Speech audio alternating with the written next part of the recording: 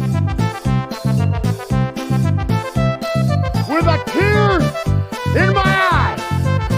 This is the greatest moment in my life.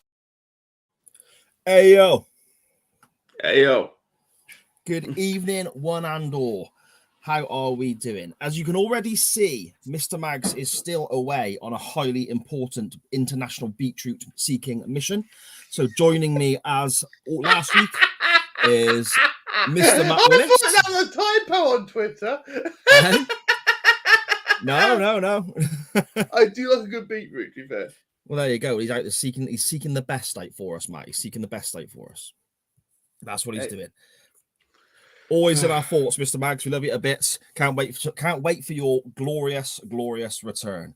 However, in the meantime, good afternoon, good evening, good morning, wherever and whenever you may be listening or watching from. This is Chain Wrestling with Not Mags and Sai, a Radio Tekkers production. I am Sai, and with me for the second week running is the Matt Attack to my potential heart attack. It's been a heavy weekend. My diet sucks. Oh my goodness. The European title to my need for subtitles. A podcaster who will always be the good cop on this show. Mr. Matt Willis, how are we doing this week, my friend? Kablam. I'm doing very well, thank you. So that one's for you, Magsy. Yeah, it's been a bit of a quiet week, actually, to be brutally honest. Yeah. I had the whole of Easter off for the first time in 20 years. Oh, okay, nice. Do anything special for it, or just stay at home? Well, stayed at home mainly. I had the parents over this evening. They went home about an hour ago now. The lovely roast lamb, roast potatoes, Yorkshire, the full works, and then Chris did a custard cream cheesecake. Oh, nice. Okay. Oh, bloody hell. Banging. Absolutely banging. Ah, sounds good, mate. Sounds good. I had a very quiet weekend. I was basically recording, editing, and researching, mate, and I bloody loved it. Did you do that in between watching Man United in the FA Cup? No, I did not, because they No, weren't because they weren't in the FA Cup. No. I watched them against Norwich, though. Even though they weren't on telly in this country, I watched them against Norwich in a slightly illegal way. But it's got to be done. It's got to be done. Exciting game, mate. It was an exciting game. Yes, it was a busy weekend of football, of course, which we covered here on Tekkers, of course, over the weekend. Shout out to Tanner for doing the live watch long on, and Chris Harris for that matter as well. Very Liverpool heavy, that watch long, mine, wasn't it? I had it on for a little while. Chris Harris was on it as well, so it was all good. He was our surrogate Magsy. Is that right? Well, you had an invite, but you're busy. Mate, I'm always busy. You don't believe how busy I am. I got stuff coming out 5 days a week now. You make me look small time now. I don't know about that, mate. I don't know about that. So then, we have a lot to get through this week on Chain Wrestling. Before we get to the more, shall we say, light-hearted, smiley side of the show, we have something that every now and again pops up. People just act like dicks, and we got to kind of put them in their place. And for once, it's not me complaining. Matt, do you want to play the jingle? Because I believe you've got... People, dick alert! Oh, a teeny weeny. Spill the beans, Matty. Who's pissed you off? I don't know who it is. Okay. That's the problem. That segment was short-lived. but that's the problem. As I mentioned on Good Cop Bad Cop this week, there is somebody out there who is nameless because we don't know who he is. They're hiding behind a monitor. You know how these things are, unfortunately, nowadays. Someone pretending to be Liv Morgan on Twitter and managed to convince somebody to sell their house and send them all the money. Now, who it is out there, first of all, you're worse than a pimple dick, but I won't use that word on this show. But the sad thing is that Liv Morgan has actually tweeted out, she's had dozens of emails sent her way, saying that many people pretended to be her, trying to get money out of people, which is, well, how you could do something like that beyond me, I'll be honest. And then you've got, bear in mind, at WrestleMania, of course, she had that whip, didn't she? She walked in the ring with that whip. I mean, her and Rhea looked amazing at WrestleMania. But she had this whip. and they auctioned it off for charity and it made over 10.5 grand. Yeah. So Liv Morgan is incredibly popular at the moment. I mean, she's getting pushed well. She's over. The crowd love her as well. I mean, she's a very attractive lady as well. No doubt about it. The fact that somebody is using somebody without them knowing they're using them as well. I mean, this is just creepy and slimy and the definition of pimple dick. Yeah, I agree. And it's not a new phenomenon, is it? I think there's always been a certain con of that generation. Many years ago, it was the Nigerian prince asking for your details so we can email you thousands of money and all this sort of stuff. Yeah. Any form of con artist doing that to people, and the big thing for me, don't get me wrong, some of these people, if you think you're being contacted by Roman Reigns on Twitter or Instagram or whatever social media format it is, and let's break this down, Roman Reigns, Liv Morgan, whoever this person is pretending to be, I'm going to word this very, very delicately now, their English is perhaps not as good as it appears when they're on television. Yeah. That should be a red flag right there, straight away. And also, if you're conned by these people half the time, you're an idiot yourself. Come on, wake up, pal, wake up. However, there are a lot of vulnerable people out there in the world. Yes. Who would believe that their hero is messaging them, whether they are mentally handicapped, whether they've got all sorts of other issues out there. And these people are getting preyed upon by scammers, by con artists, and they're ripping them off, and they have no idea what is happening. And it's disgusting. And that sort of thing, those people need seeking out. They need weaseling out of the society, basically. If anyone approaches you or messages you pretending to be certain celebrities, for example, my wife, as she's saying in the chat right there, she gets numerous messages all the time from Roman Reigns and Jared Leto, apparently. Now, that's the way these people behave. If these people are messaging you, they need to be flagged up. They need to be reported. They need to be got shot of, basically, because my wife obviously intelligent enough to know not to send these buggers any money. Not that we've got any spare money anyway. However, the next person they message might not be so switched on. The next person they message might not be, well, they might be of a more vulnerable situation, shall we say, and it could destroy their lives. So let's try and get these people reported and just banned from everywhere, basically. I think that's the only way that it can be dealt with, Matt. This is the case. I mean, some people, but the thing is, as you say, some people don't even do their research properly, because as Scottish Danny, we'll get to the chat in a moment, guys, saying some pretend to be Viscera and contacted him on Facebook in 2010. He died in 2009. Yeah, that's not good look, is it? Viscera in hiding. He's living in the same block of flats as Elvis, Yeah,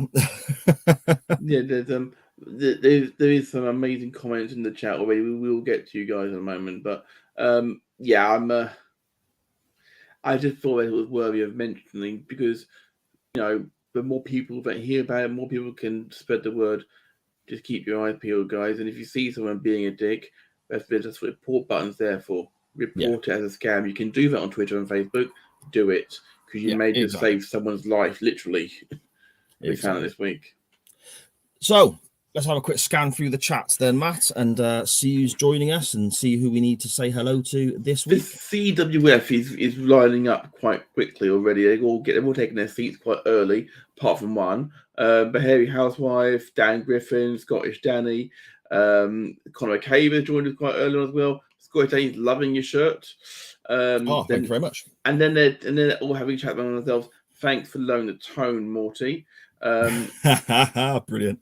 It's not lowering the tone, mate. We're all about poo jokes on this show. Indeed. Dan Griffith's asking how I pet lamb. Well, I actually butchered it. I actually deboned the leg, and then I slow cooked it with rosemary, thyme, onion, and garlic. For about 8 hours. Just beautiful. Beautiful. It really was. I had a banging cheese toasty earlier. To be fair, the humble cheese toasty, I do like a good cheese toasty. Mate, I'll tell you what, I'd eat it every day. I get in from work, and not now. You look like you do, mate. Oh, all right, steady on. I get in from work, and it's you know, it's a couple of hours before the kids get in. I like to sit down, cup of tea, cheese, ham, and red jalapenos, toasted sandwich, banging. You're losing me a bit of a jalapenos, but oh no, the red ones you get from Morrison's, mate, they're really sweet. They're lush. Okay, fair enough. And they got they're flirting with each other. It seems like so I want to make it 6 apparently. Yes, Morty is interested in recording a podcast of some description. Yeah, well, I'm not sure. I'm interested in any ideas people put forward. I'll discuss anything, but I think the If wife it's sci-fi, kill me. we'll do it. Babylon 5, right? Okay. See, Rob keeps banging on about Babylon. I've never seen it, so Star Trek. I've seen bits of Star Trek. I'm currently obsessed with Star Trek Voyager. I'm about 20 years behind, but I don't care. I'm loving it right now. Sharon saying "whoopsie late again." It's Monday night. You know what that means. And people then praising the return of the pimple dick sound effect. Dan Griffin saying exactly what it is all about right there. Absolute scum of the earth. Yes, indeed. Very quickly, Scottish Danny in the chat there saying about my shirt. I don't know if it's still on, but it flagged up this week that if you go to the official Motorhead site, maybe via their Facebook, I'm not sure, all of their t-shirts had reduced down to like £9, £10. So it's well worth looking. They're normally like £20 a piece. So it's all the official merch and everything. So grab a look, Scottish Danny, if you're interested, mate. Okay. Indeed. Dan Griffin is saying that lamb sound magic. Thank you, sir. And then Sharon backs me up here by saying you do eat it every day. I do eat it pretty much every day. Yeah, I love it. Yeah, you look like you do as well. See the beard still, mate. I know it's not, mate. I know it's not because I brushed this through. You did. Dan Griffin saying careful, lads. Another Toast Division podcast. To which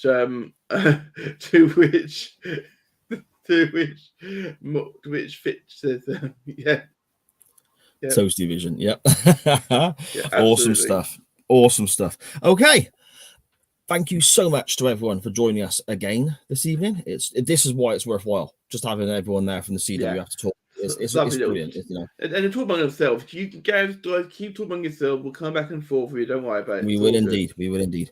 Before we go and rejoin them once again, though, Matt, I suppose we should take a couple of embarrassments to the wrestling world and chuck them into the old Chain Wrestling Hall of Fame, shouldn't we? I think that's a good idea, mate.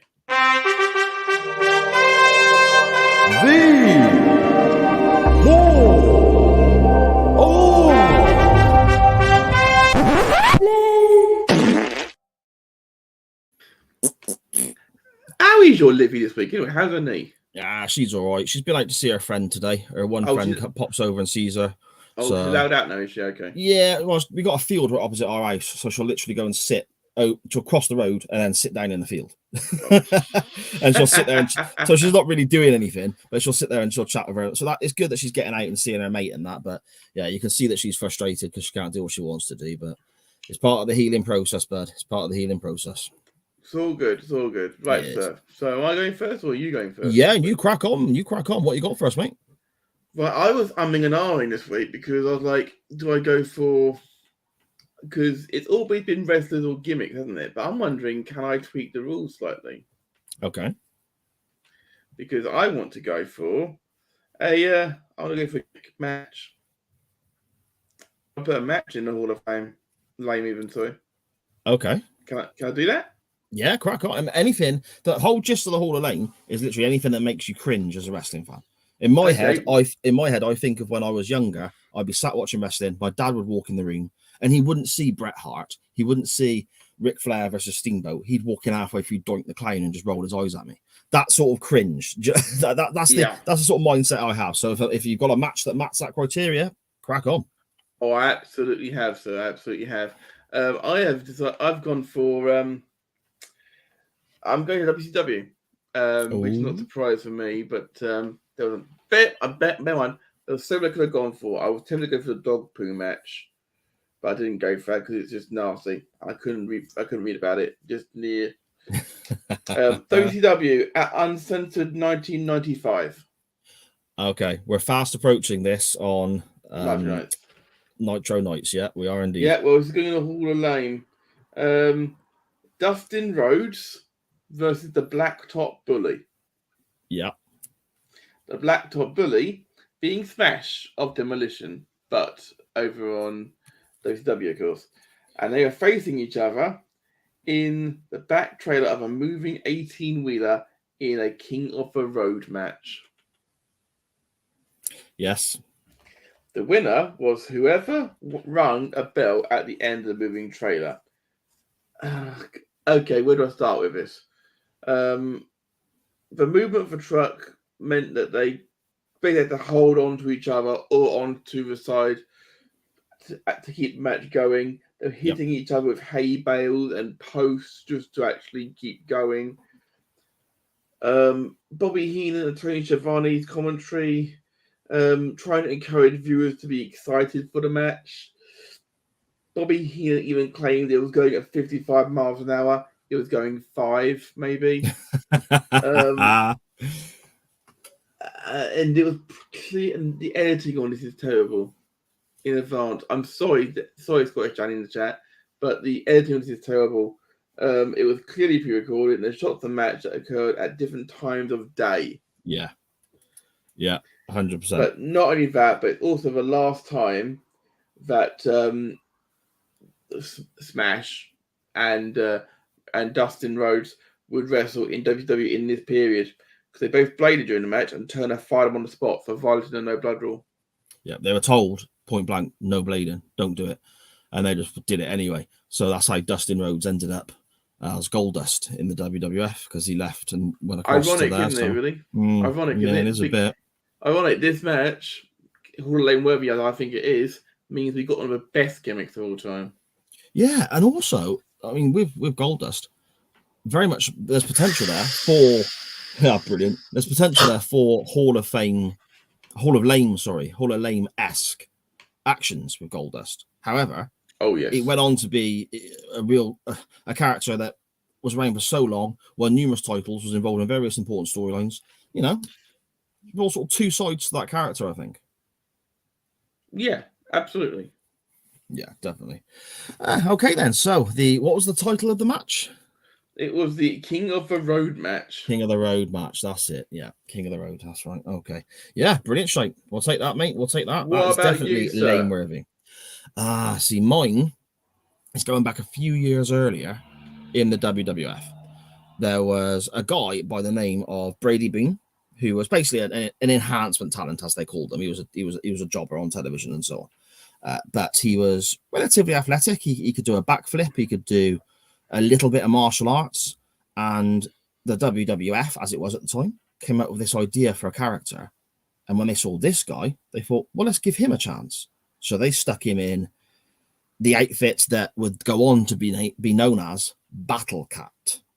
Now, for anyone who's not seen Battle Cat, it's basically just a guy in an ordinary wrestling singlet, sort of Bret Hart-esque, I guess. Not the Mr. Perfect one with the shorts, but the one with the tights and the top of purple and orange colors. And then the only difference is, compared to a normal wrestler, is he's got a cat mask on and a paw print on his arse. That's the only difference. And he would spend his matches doing the occasional backflip. He would climb to the top rope as part of his entrance and then really delicately just hop down again, which made it look daft because you're expecting something spectacular. And every now and again he'd throw his hands up, almost mimicking a cat displaying its claws. Or kind of like that, Matt. Yeah, like that. Or like a gay bear. Yeah, or kind of. It's almost like he wanted to go more martial arts based, but knew he had to throw this cat side of things into it. So he kind of went half and half with it. The interesting thing was, Boone, he wrestled in his first televised match. He had various house matches in this role. And for some reason, they still thought after these non-televised matches, great stuff. We'll chuck him on telly now. They didn't, the bubble didn't burst after some dark matches, oddly enough. So we'll chuck him on telly. So his first TV match, he wrestled against a guy of the name Bob Bradley. Now, Bob Bradley was, again, similar size, build, and so on. And another enhancement talent. Boone left the company straight after the match. So you'd think, okay, that's another example there. Battle Cat gimmick is dead, isn't it? That's done. But no. They stuck with it. They doubled down on it. They looked at Battle Cat's opponent that day, Bob Bradley, and went, he's of a similar sort of size. I bet the gear will fit him. And they just chucked it on the guy he just beat. So Bob Bradley carried on as Battle Cat. Bear in mind, this character was around from October till December. There are two different people playing the character, and he's supposed to be a cat. He went into a tag team with Coco Beware, who was the Birdman. Yeah, makes no sense at all. Eventually, he got squashed by the Barbarian on an episode of Wrestling Challenge or Superstars or something like that in December of 1990, and was never to be seen again. But yeah, I don't know why they stuck with that, but my entry into the Hall of Fame this week is Battle Cat. That is sensational. As always, there will be images up on the show's Twitter at @chain_wrestling with the hashtag Hall of Lame, where you can see all of the Hall of Lame entrants in all of their, I suppose glory is not the right term, but we'll give them that, I suppose, potentially. But yes, you can see it there. You can see them there. So a quick check in with a chat then, Matt, and we better get on. I don't want to. I've been keeping an eye on it. I don't want to dive into it. Okay, here we go then. Right, first of all, we've got to scroll back up because these guys they stopped talking about sandwiches. They've got tuna melt toasties. Oh, tuna melts, banging, yeah. Great shape, mate. Great shape. But then they go on to they switch gears. And they said it absolutely was wrestling. It was Toy versus Stacy in a lingerie match. It was on VHS, I want to say 2001. Absolutely. That's referring to Morty's mum walking in when he was watching wrestling. Yeah. Very good. And now people are talking about Snow White. I believe this was a question from Dan Griffin asking if we've ever been attracted to... Oh no, this is before we get to that bit. Oh, okay. Before. Yeah, but Toy Day thing, I did class gold. I trade people. Oh my god! Just for the audio people. Also, good about the King of the Road match being terrible. Yeah, to be fair, 7 was terrible.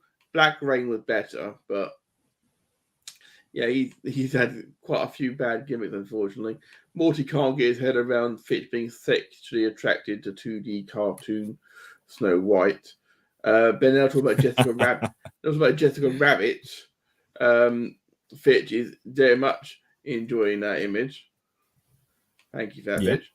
And now they're slagging each other off. I'm getting some no Morty to answer your question. I do not. What? Why? Dick Dastardly. Oh dear. Jessica Rabbit. I read an article about it a while back. There was an actress in the I think it was the 50s or the very early 60s. The date may be completely wrong, but back in the old sort of, the proper glitz and glamour of the Hollywood days and so on, there was an actress that she was based upon. So I can't remember the lady's name. I'm sure if you Google it, it will come up. But yeah, so that there is actually a real life person who this cartoon character was based I haven't got the time or the energy to look it up. Oh no, I'm not going to say look it up now. I'm just saying if anyone fancies having a look themselves, Yeah, well, that's in the order people. You have fun with that for sure. Okay, and I think they're all settling down because I think it's time for us to head to do that next thing we do then. Yeah, our non-wrestling topic. Our non-wrestling topic this week was kind of like Desert Island Discs, I guess, where people are picking their favorite albums to keep with them on a Desert Island. But we opened it up a little bit. You can have one song, one TV episode, not a series, just one episode of a TV show, and one film, and that's it forever. That's it for the rest of your life. And we had some quite interesting responses, as always. I mean, I found this incredibly difficult, and a few people did message in and say it was quite difficult, especially choosing the song, having one particular song. But that's why I thought it was a good topic, because it is tricky. We've had like, one album for the rest of your life many, many months ago as our non-wrestling topic. Yeah. So, one song I find very, very interesting. I'll run through them, Matt, in the order they arrived into us on the Chain Wrestling Twitter. That's brilliant, Griffin, by the way. If you Google real life Jessica Rabbit, it'll come up. Probably an accurate assessment. Fair play, mate. Fair play. It probably will. You just won. But you just won. Okay, so who's up first, sir? Okay, it is Mr. Griffin himself, at DanGriffin21 on Twitter.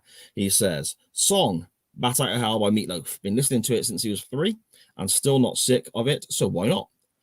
TV show, he would take the Blink episode of Doctor Who, as discussed on the Doctor Who pod. Yeah, I mean, again, I do the Doctor Who pod with Dan Griffin, and Yes. I loved it. I loved Blink. I remember it being good at the time, but this is the first time I've watched it back since it aired. I think, anyway. I may have watched it, shortly afterwards again, but first time in a long time, anyway. And it was fantastic. And I think so far it's the best thing we've covered on the Doctor Who pod. And he also says for the film, he would go with Batman Forever. Same principle as the song. Been watching it since childhood. Still not sick of it. I suppose that's an important thing in this game, isn't it? You need to be able to make sure you don't get sick of it. Now, Batman Forever, I'm unfamiliar with, because the whole comic book films, Batman, Marvel, DC, all that sort of stuff. It's not a good one. It's not my cup of tea. That's more the wife's department there. So I've got no real knowledge on those Batman films. Yeah, but Batman and then Batman Returns, good films in my opinion. And Michael Keaton, and then obviously it starts to go down a little bit. So you had Val Kilmer, you had George Clooney. Okay. You've had Christian Bale. You've got Ben Affleck, and now you've got Robert Pattinson from Twilight playing Batman. Okay, I've never seen Twilight, so I wouldn't know who that is. You have a film you haven't seen, sir? Sorry? A film you haven't seen? Sure. Oh, there's loads of films I've not seen. Yeah, that's a running joke, that is, mate. We have also Scottish Danny at Scottish Juggalo on Twitter. He says for his song, he would choose Slick Black Cadillac by Quiet Riot. Now, I like Quiet Riot, but again, I suppose it's the bigger songs, the couple of Slade covers I did, and someone that stick in my mind. That one, if I heard it, I might remember it, but it doesn't ring a bell by the title. So I'm going to have to go check that out after we finish. So, yeah, okay, I'll have a look at that, Danny. Cheers. TV episode, The Bill, Return of the Gang Queen, 2004. That's one for Steve-O to say yes or no to there, I guess, when it comes to The Bill. He's our CWF resident Bill expert, I think, isn't he? Knows a hell of a lot more about it than me anyway, I'll tell you that. And Danny continues with his movie. That would be Jeepers Creepers 2. I've seen the first one. That was okay. The second one, I know they reviewed on the spin-off to One Man's Meat, which is about horror movies with Chris Bellis. And I listened to the... There's something wrong with you here, Danny. Something wrong with you here. I listened back to their review of Jeepers Creepers 2, and the review made it sound like I want to watch it, but I still haven't because I don't watch a lot of films. But yeah, it sounds interesting. At one point, you turn around to find a guy with his eyes pecked out, and it's a ghost, but he's got his eyes pecked out by crows for the first film. Okay. I'm like, I'm aware this is a horror film, but Jesus fucking Christ. But then again, that's the thing, it's stuck in your mind, doesn't it? You can see there's so many horror films out there that you can watch that maybe don't have that effect. But if that scene sticks in your mind, has that not ticked a certain box that it should be doing? No, because I won't watch it because of it. But you've already seen it, so they've already got your view, haven't they? Under duress. It wasn't my copy. I didn't go and buy my own copy because of it. Right. So they ain't got my money, have they? Is it going to be one of those evenings with you, is it? You've missed this. Oh dear. Handy T1TF at Handy T1TF on Twitter. He says, for the song Shooting Star by Bad Company. Bad Company are fantastic. Bloody love Bad Company. For the TV episode, he would take The Day of the Doctor, obviously from Doctor Who. And that's another one that we've looked at in the Doctor Who pod this season. Brilliant episode. And it's a really good episode of Doctor Who. I really enjoyed going back and watching that one as well. And for a film buff, he can't decide on just one. He says, once again, we've managed to leave the handyman speechless on something. And, that shit isn't easy. Fair play, Andy, fair play. I appreciate that, mate. Yeah, it is difficult narrowing it all down to just one, isn't it? I mean, my mindset is I can give you my answers, obviously, which we will do when we come to the end of looking at Twitter. But if you ask me again tomorrow, all three answers could be completely different because it depends exactly on when you catch me, I guess, Matt. It can't be. You're stuck with them. Well, no, this is what I mean. But if you ask me the same question, you can't be. If you've asked a question today, you're stuck with it now. Yeah, but okay. Well, if you ask me the question today, Everybody Listen, now has. Yeah, I'm on. if you ask me the question today, that is what I would choose. But I'm I'm not bit- stuck. I'm not literally stuck with them. So if you I'm- ask me the question again tomorrow, I might choose something different to be stuck I'm with. being a little shit. Deal with it. No chance, not you, Matt. I'm on the gin. Shut up.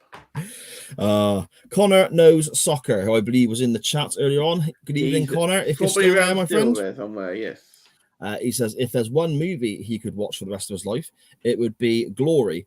It stars Morgan Freeman, Matthew Broderick, and Denzel Washington. Tells the story of the first Black Regiment of the American Civil War. I'm going to surprise a lot of people here, and I'm going to say I've not seen that. Fair enough. No, but again, that sort of historical kind of film I do like, so maybe I'll check it out. Yeah, thank you, Connor. Yeah. He continues. As for a TV show, it would have to be the HBO miniseries Band of Brothers, which tells the story of the American 101st Airborne Division in World War II. Okay. Band of Brothers I've heard of. Was that also a film? It was Or- also a film at Or some a book, point. Yes. maybe? It was both. Oh, okay. I do have to say though, I'm going to channel my inner Mags. He's gone for a series, not one episode. That is true. That is true, Connor. It's supposed to be one episode. That's what makes it difficult. Should I be elite? Should I be generous and give some leeway? Would Mags? Well, he's not chosen a song, so he's forfeited his song. So maybe we can give him a bit of leeway this week. I'll let him have that. Let him have this one this week. Yeah. Yeah, we let you off this week.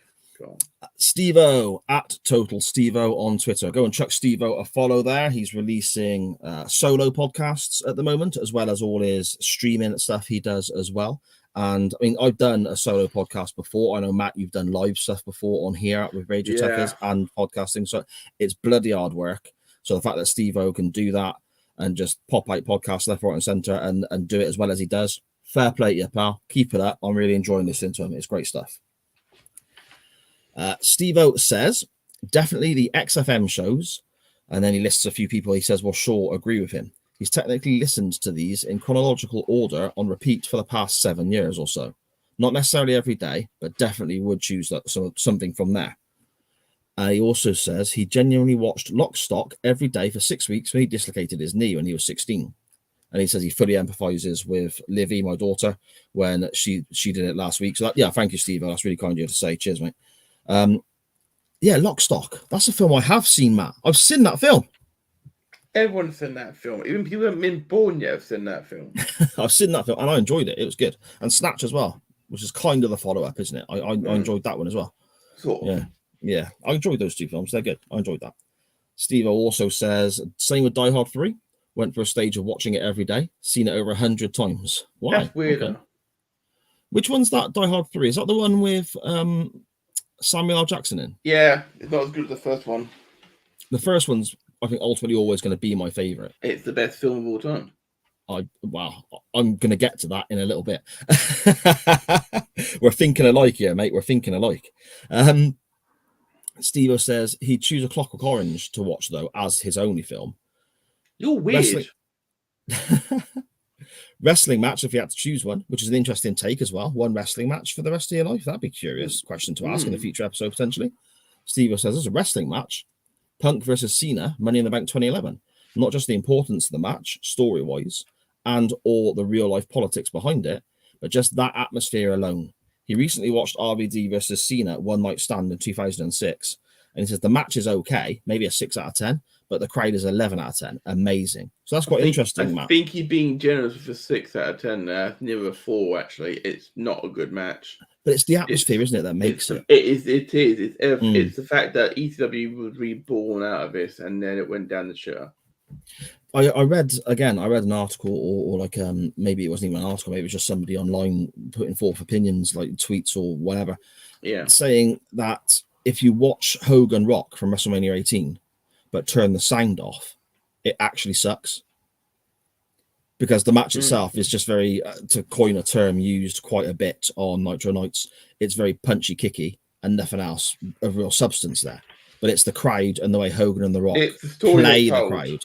Yeah, and how, because the story they tell is them basically being puppet masters to the crowd.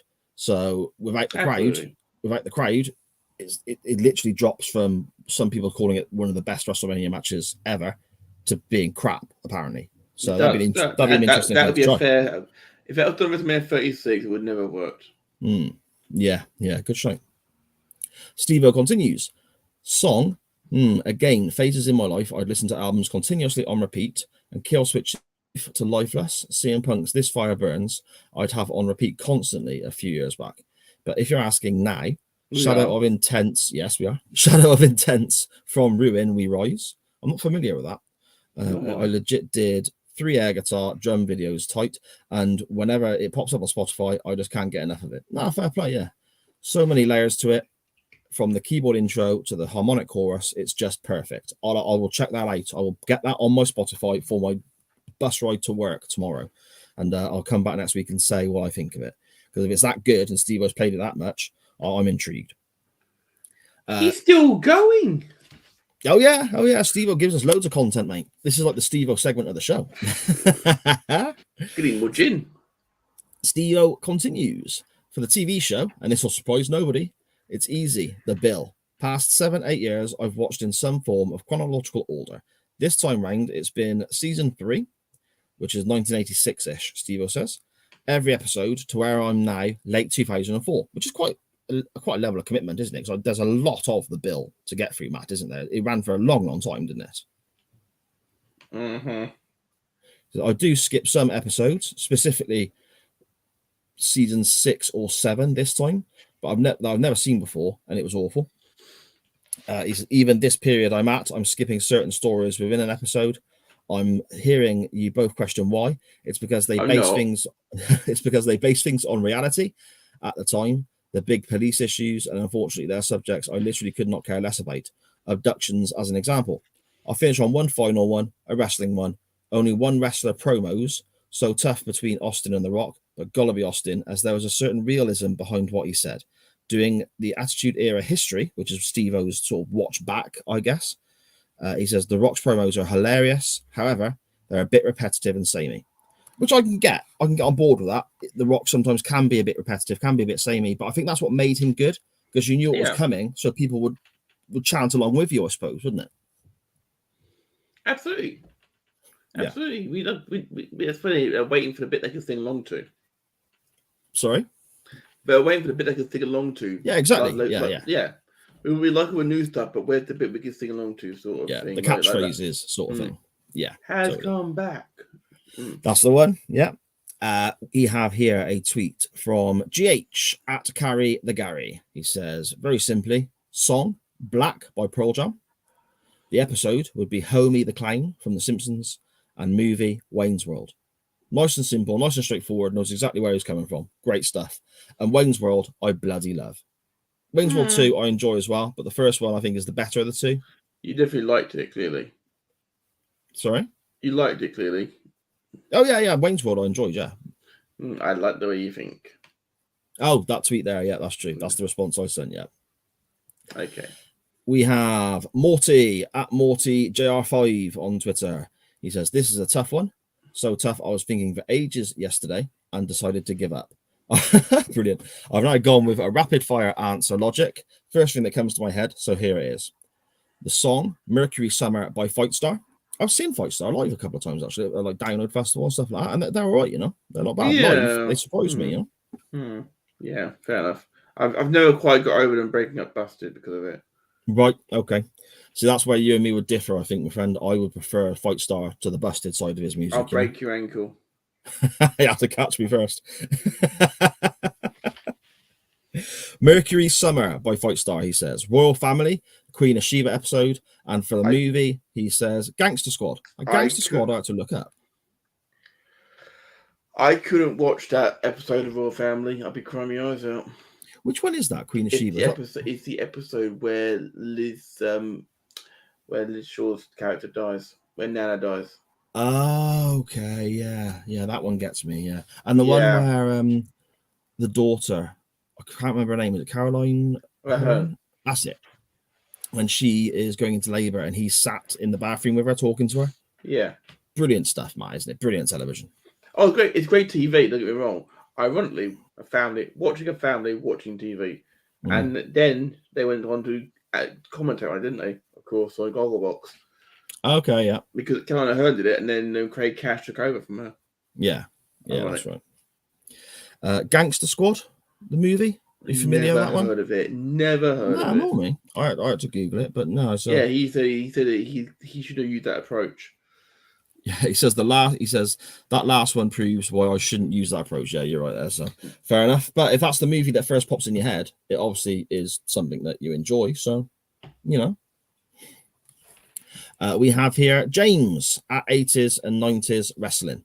Which somebody who I've always referred to as Ja or JA, because that was what it said on his Twitter handle, never fully knowing his name. So, James, thank you for clearing that up for me, bud.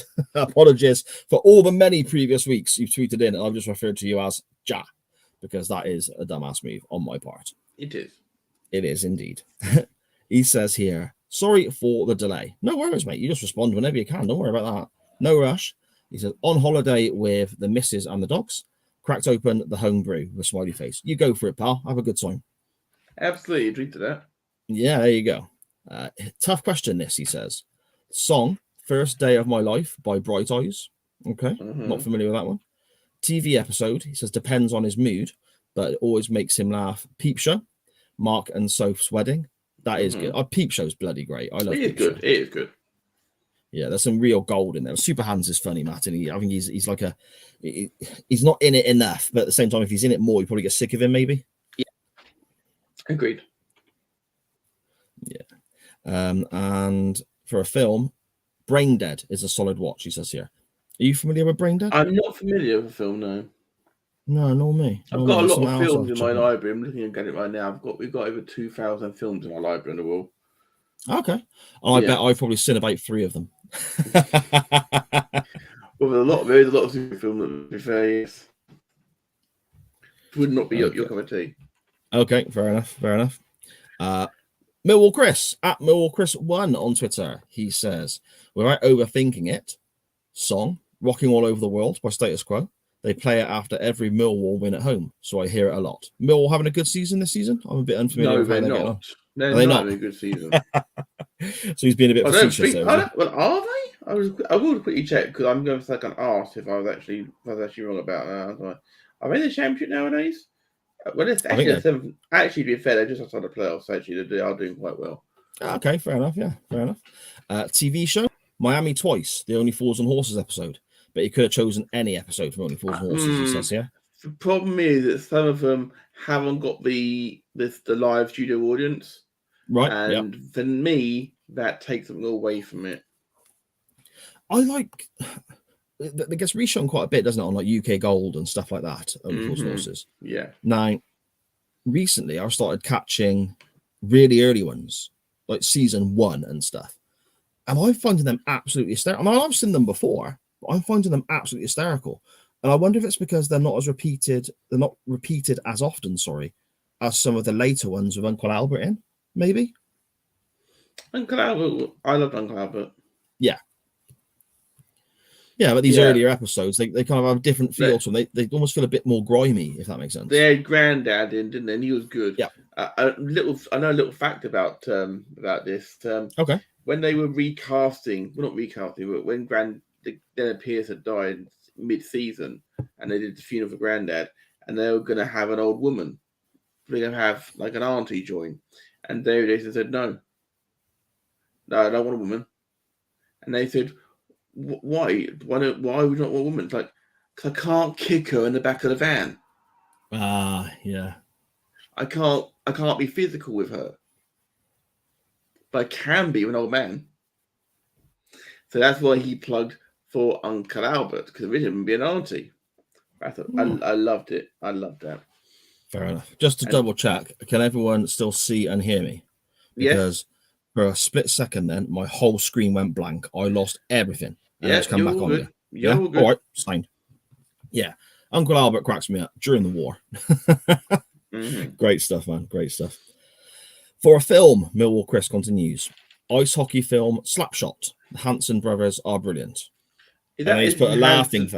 Is that Hanson in the brothers Hanson? As in Bop. It's spelt that way. Oof, God, no, thank you. But he's put a laughing face afterwards, so I'm guessing he's being a bit daft there. A bit tongue in Yeah, cheek. Morty's saying he's got a bit of a trigger vibe. Yeah. Somebody you know very, very well, a certain Christopher Lewis on Twitter, Chris Yes. Lewis 37. He says here, a song Better Than Today by Kylie Minogue from her Aphrodite album. A great pick-me-up song. Brilliant. I suppose if you listen It's to a one banger. song, It's a for banger. the rest of your life, you need it to build you up, don't you? I guess you want it to be a happy song in theory. Movie, The Greatest Showman, and I like the way Chris thinks here. This is sly, sneaky, but brilliant at the same time. That's my man. That's my man right there. He says The Greatest Showman, and then in brackets, a cheeky way to get more songs in. Brilliant stuff, you sneaky devil, but I love it. He says, joking apart though, he says it is a great film. And I'm not one for musicals, Matt, but Christmas Eve, we watch a film to all sit down together and watch a film as a family Christmas Eve. And one year the kids chose Greatest Showman, and I bloody loved it. I thought it was great. Well, that's great.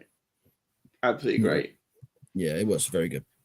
And TV episode, more love for the old Doctor Who here, mate. Chris says Doctor Who Journey's End, which he says in brackets here is the season 4 finale. Joyful, exciting, and heartbreaking in one. Nice. Season 4 finale. So is that David Tennant? Yeah, it is Tennant. That's the episode. That was the second part for 2-part finale, where they had the big crossover tour with the Sarah Jane Adventures. Okay. They were doing team up before Marvel made it cool. Fair enough. Yeah, and that's it, mate. That's what we got from Twitter this week. So thank you so much to absolutely everybody for sending in your answers, thoughts, comments, whatever. Love it all to bits. Brilliant stuff. This show, as Mags and I say all the time, would not exist if it was not for you. Matt, what about yourself, mate? Song, movie, TV episode? What you thinking, bud? Right. Terms of song, that's a really tough one. Really tough one. So I'll come back to that one in a moment. Movie is very, very easy, and I'm expecting a lot of mocking in the chat. But it's from 1995, and it features 6 teenagers with attitude. It was the original Mighty Morphin Power Rangers film. Oh, okay. I know it line by line, but Brilliant. it's good. It's good versus evil, and it's just brilliant. I love it. I'm a big Power Rangers nerd. I do not. I was going to say that's something you love, anyway, isn't it? Like the whole franchise and everything. Yeah. Yeah. I could do a whole podcast about it, but I'm not going to. I've guessed it on some of the show to do that before, but I wouldn't subject anyone to that personally. Ironically, Graham from Good Cop Bad Cop listened to that while we were at WrestleMania weekend, and he said, "How much of this episode is Power Rangers?" Like the whole episode, Graham. And he rolled his eyes and kept listening. Brilliant stuff. It was brilliant. TV show. This is not as easy a thing. I thought I'll wing this. I'll make a list. You see, so I really should have made a list.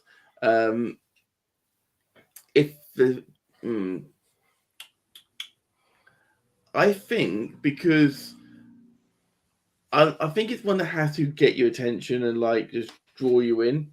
Mm-hmm. For me, and something you won't get sick of as well. I'm gonna get sick of no. So because of how classic it is, I will go for the Germans episode of Faulty Towers. Oh yeah, okay, yeah. it's just brilliant. The opposite of what we were saying about Uncle Albert. Don't mention the war. Yeah, yes, Chris said don't mention the war. Yeah, absolutely, absolutely. In terms of song, that's so much trickier. Song that I could never get tired of.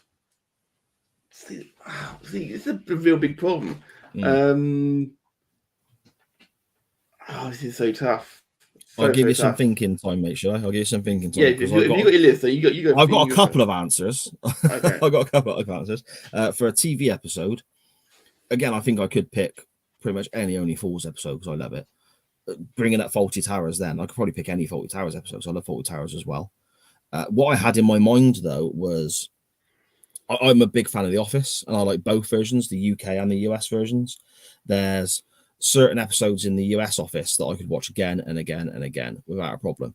But in the UK office, the ending when the secretary comes back in, having seen the picture and never give up written in the taxi when she's leaving with her partner and so on, and they're having like the work disco and she comes in and kisses Tim and so on. That's brilliant. Great TV. Love that. I'd watch that over and over again. For a song, that's really, really hard, really difficult. In my head, coming into this, I had Rising by Rainbow, which is off the album. What, as in paint the whole world with rainbow? No. Yeah, the Rainbow theme. That's what as a massive metalhead, that's what I'd want to listen to for the rest of my life. The theme to Rainbow. There we are, done. Future Star, I put that in right now. Yeah, I will do. I will do. No, the album Rising by Rainbow, which had Ronnie James Dio singing for them before he joined Black Sabbath and then went solo. The track from that album, Stargazer, is an absolute masterpiece. It's just fantastic. And the last 3 minutes, to me, is exactly how a hard rock short song should be done. It is as close to perfect as you'll find, in my opinion, obviously. I love that. Absolutely love that. Film, I'm probably going to go Die Hard because I can just watch that again and again and again. I love it. I will say it's the best Christmas film, not the best of all time. It's a very, very good Christmas film. It's not going to engage in that argument. We're not going to engage in that argument with the chat because I know there's people in the chat who will disagree with us. Well, you can take out the high five, Tom, and MGB Graham for sure. You gave me some more thinking time. It's not been easy. Oh God! Right, I'm going to click. I'm looking for my playlist now to actually help me out here. Okay. Yes, actually, this is actually not as hard as I thought. Said the actress to the bishop.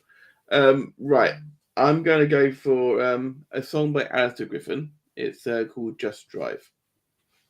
Okay, I will seek that out and chuck it in the audio version. It was used for Sky's F1 coverage, but it was poignant for me because it was around the same sort of time my brother had his first child, little Lenny, and I was used to picture because it's all about not giving up and pressing forward, that sort of thing, and Lenny wasn't very well when he was born, and he's absolutely fine now.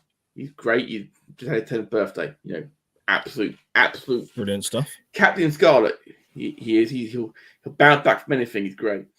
But it always makes me think of my brother and his boy, and it's just a really good pick up song because the lyrics. It's not a long song. Okay. But it's quite easy on the ear, and it just makes you think. Makes you think. Okay.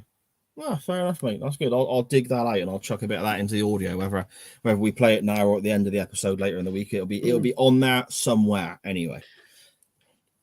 Yeah, great stuff. Should we have a quick check what's going on in the chat? We had a few suggestions in there as well, Matt. We are going to have to. I've got to do a lot of scrolling back up, unfortunately. Before we talk a little bit of wrestling, my friend.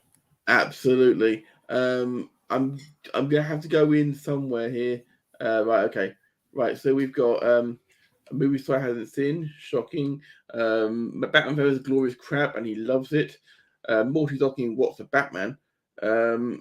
To be fair, anything better watching a man in Green Mile suck a mouse. Is that legitimately a thing? Anything's better than watching a man in Green Mile suck a mouse. He brings them. Does he bring the mice back to life in Green Mile? Apparently, I'm not sure.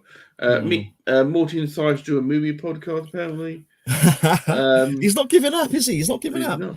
Dad with his name, Jim Carrey, Pervert Riddler, Tommy Jones, Two Faces, Hammy, and a pig, Farmer's Freezer. And then Morty and Fit to doing some arguing about ditching each other. Let's have a look down here. Agreeing about the episode of The Bill. Dan Griffin and Handy agreeing about something.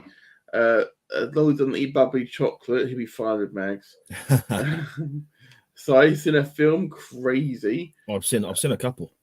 Indeed. The the media stopped the media stopped the press. Stop the And then media. to- Yeah, okay. And now we're talking about you haven't lived this thing called Runnings. I've seen Cool Runnings. It's a great yes. film. Is it on Disney Plus, Chris? Possibly, I'm not. It should be. If it's not, then check it out for sure. Apparently, Dave must have already got printed. So it was me that said about Rock and Hogan. Ah, there you go. Then. So Morty's saying that he's one, right? Not you. And actually just was doing the whole thing. They're quoting the films now. It's great. Brilliant stuff. They're doing great. John Candy was great in that film as well. I loved him in that. Mm. Morty saying Fight Star are my all-time favorite band. Morty, we're gonna fall out, mate.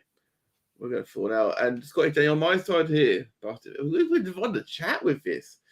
Dan saying the Royal Family episode is heartbreaking. Absolutely. Not quite as nice from Fitch, of course. He said it's one where the old bird croaked it. Have some respect. Incredibly accurate. To be fair, he summed it up in one sentence. So maybe. Morty also says that Dan was the last film he saw in a cinema. Jesus Christ. That's a long time ago. Peep Show's Elite, apparently. That's yeah, fantastic. Dan Griffin giving praise to my other half Chris, saying great thinking for using a musical to get around the one song thing. Absolutely great work. And a lot of shouts out for Blink 182. Sherlock and Back to the Future. I bloody love Sherlock. That was a great TV show. Whitechapel as well. Is that Fitch there? Hairy Housewife? Is that who that is? It is, isn't it? The Hairy Housewife. That's Fitch, isn't it? Yeah. Yeah. Whitechapel. What a TV show that was. What a shite that is. 100% in agreement. Brilliant show.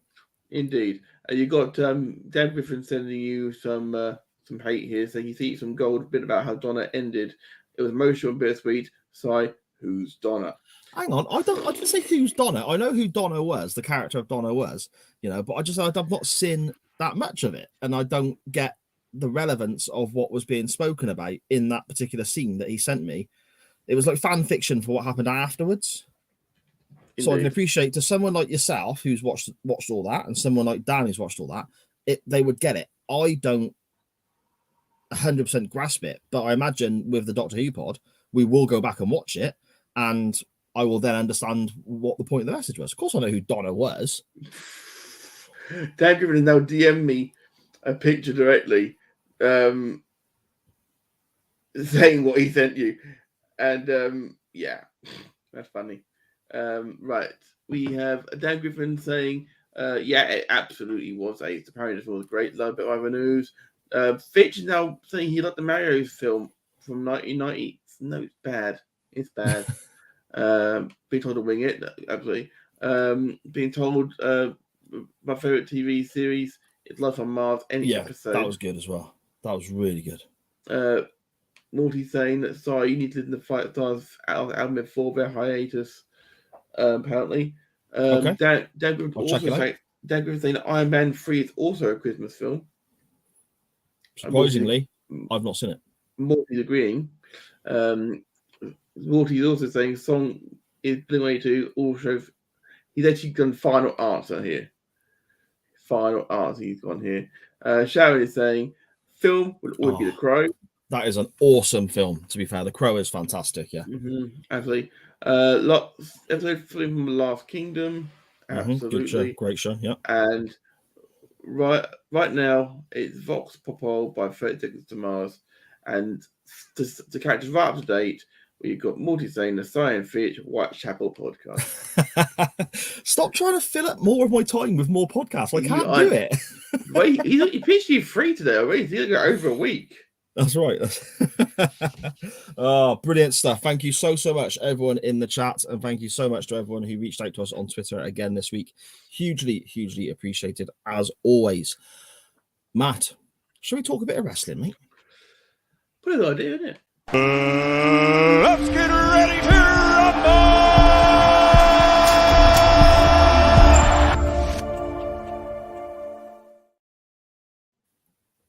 Okie doke. The winner of the poll was Shawn Michaels versus the British Bulldog in the main event of the one night only pay-per-view held in Birmingham, NEC in the UK in 1997. referred to as the Birmingham Screwjob by some people online. It won quite a close poll, to be fair. Your first thoughts, Matt, watching this back? What did you think of the match? I'm annoyed that I didn't win the poll, first of all. You get another go this week, though, mate. Mm-hmm. Get another go this week, don't you? Yes, I do. It's not as good as my pick for last week, but yeah. Wasn't it? I do enjoy the. You know what? I found it hard to get into this match. Really? Okay, interesting.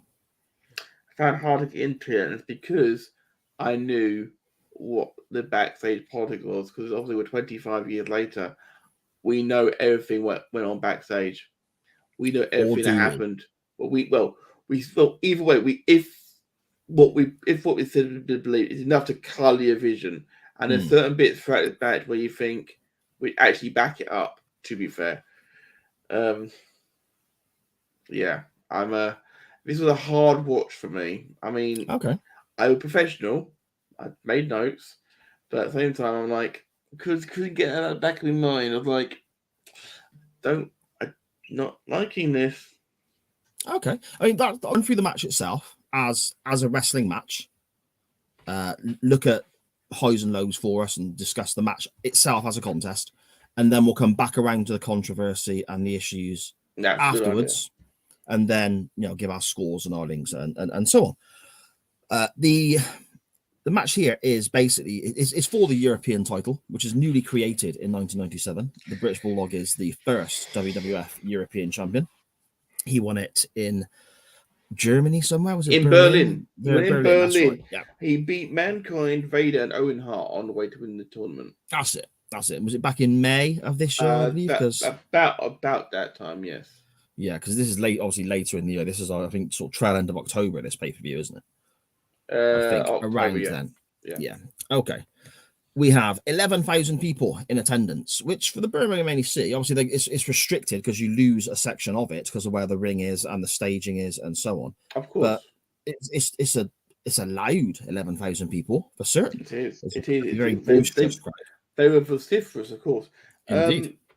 However, this was also a Sky Sports box office presentation as well. Mm-hmm. However, the rate was terrible. So that again, sorry, Matt, you broke up a bit. The buy rate was terrible on it. However, 20,000 buys it got worldwide. 20,000 buys. 20,000 buys. That is a 0.05%. Mm-hmm. Which sounds terrible, and it is. You're right. It's an awful number, but you've got to take into consideration it wasn't broadcast in the States. Well, you also take into consideration Insurrection in 2001 did 250,000 buys. Okay. Was that broadcast in the States as well, though? It was shown on tape delay about a year later. Okay. But at the same time, 97, the business still isn't in a great financial situation. It's not a great spot, for sure. No. It's the WWF, WWE as it is now, obviously, but the WWF in 97, they're turning that corner. You're hearing the cheers for Austin now. You're a couple of months away from Montreal, which brings out obviously the Vince McMahon character, which of course the perfect time to promote a change in attitude, which Mags and they will take care of over on Chairshot, of course. Yeah, looking back at that stage, of course. Attitude Era WWF, one show at a time, fantastic. Listen, but they're playing catch up. The WWF in '96, obviously we've had Scott Hall arrive in WCW. We've had the NWO. By this time in 97 on the other channel, we've got Sting returning. He faces Hogan at Starrcade this year in a few months' time. Goldberg arrives in 98. So that gives you a rough idea where we are business-wise on the other channel. On this side, they're playing catch-up. WCW is the hot product. WWE is not. But 96 WWF was awful. The creative direction in 97 was much better. And they were starting to win people back over before the glory times, I suppose, of 98 and onwards. Now, the fact that the business was in the toilet is shown by the next episode of Monday Night Raw, actually, to put it into context for everybody with the scenario where we are in the year, Montreal happening and so on. The next episode of Monday Night Raw, which was, I think, 2 or 3 days after this show, was when Vince McMahon sat Bret Hart down and said, I cannot pay you your massive contract. You're free to negotiate with WCW. And then it all kicks off heading into Montreal and Survivor Series and the contract negotiations from there. But that's just a bit of background info for you there. This pay-per-view, we get a brilliant package opening the show. It's almost like you are literally watching a clip from Sky Sports in '97 on the WWE Network. This is a Sky box office presentation, etc., etc. Yeah, and we get an emotional kind of video package put together promoting the Bulldog match, didn't we? Did you catch this? I have to admit, I actually skipped straight to the match. So okay, I saw the Sky box office thing, but apart from that, you're on your own, buddy. Okay, no problem, no worries. The crowd are wild. Yeah, it's not like they're wild all night, I think. Though. Yeah, you're right. But it's not like now on a Monday Night Raw, for example, in the UK. There's certain things that make it look like it's a UK production, isn't there? That they have telephone boxes and black cabs. Yeah, they really up stereotype. I'm half expecting them to have a Welsh dragon at this event they're having in Cardiff in September. Yeah, maybe a couple of leaks on the stage or something. Well, to be fair, a lot of people in America didn't know it wasn't England. Yeah, that's true. They thought it was in London. They thought they just assumed Cardiff was in England. Oh, okay. I saw somebody get retweeted. I saw somebody get retweeted saying, "Is that close to Wembley? Is that London?" As well. But again, some people's geography isn't a strong point. So, well, both the American comparatively is quite close, bro, because they have hundreds of miles, don't they, to get somewhere? And that's true. Like, no, very true. Very true. But we're not guessing though. That's it. We have Carsten Schaefer is the ring announcer here, who is a German fellow. A little bit of background on him. It's not really massively relevant to the match, but a little bit of background on him. He was a ring announcer in a lot of the European shows, and obviously being able to speak German and other languages as well helped him out with that. He was also the German commentator when they used to go on the network on the pay-per-views through like 10 different countries' commentary teams. Schaefer was the German guy there. He worked for WWE for 32 years. That's almost as long as Vince McMahon. And he got released in one of those big batches of releases in the last sort of year or two. He was one of those to be let go. Oof. Yeah, he was there a long old time. But that's the ring announcer there. We have a double main event to this show, we're told. The main event is Michaels versus Bulldog that we're covering. The second main event is The Undertaker versus Bret Hart for the World Championship. A little bit of backstory on that one as well, setting the scene, I suppose. The posters and all the hype and everything for this event, there's no images of Bret Hart or The Undertaker up on any of it. And Bret and Taker are on record as saying that they felt a bit slighted by that. And they believe that was down to Shawn Michaels backstage politicking a little bit and having his match go on last and so on. I don't know about that. It's in Birmingham. It's a European title match. It's a English pay-per-view. It was the British Bulldog in the main event. Yes, exactly. You're always going to put Bulldog on last, I think, aren't you? I think maybe that's Bret being a bit salty there, but it is what it is. One could argue to earn that right. Well, as the WWE champion at the time. Yeah, people can argue the champion should go on last. I get that, but I think in this instance and in Wembley in '92. It's obvious that's not always the actual case. That well, of course, sometimes out the box, don't you? Well, of course, at WrestleMania, at SummerSlam '92 in the American version, they did go on last. Yes, they did. They edited it round, yeah. They edited it round. Idiots. Strange, very strange. Because obviously the lighting was different by that time. It was dark by the time Bulldog was. Speaking of editing, actually, Matt, that's a really good point. The Hart Undertaker match, when this was released on VHS tape, because obviously it's pre-DVD, isn't it? When this was released on VHS tape, the Hart Undertaker match was not included on the United States videotape release. It was in Europe and it was elsewhere, but in the States, that match for some reason was not included. No idea why. Because when the DVD version came out a year or two later, it was then included. I can't explain that. That's odd. Very strange, isn't it? Very strange. But there we go. The Bulldog does a pre-taped sit-down with Jim Ross, and he talks of his sister, Tracy, who has beaten cancer twice, I think they said, didn't they? Yes. and dedicates the match to her.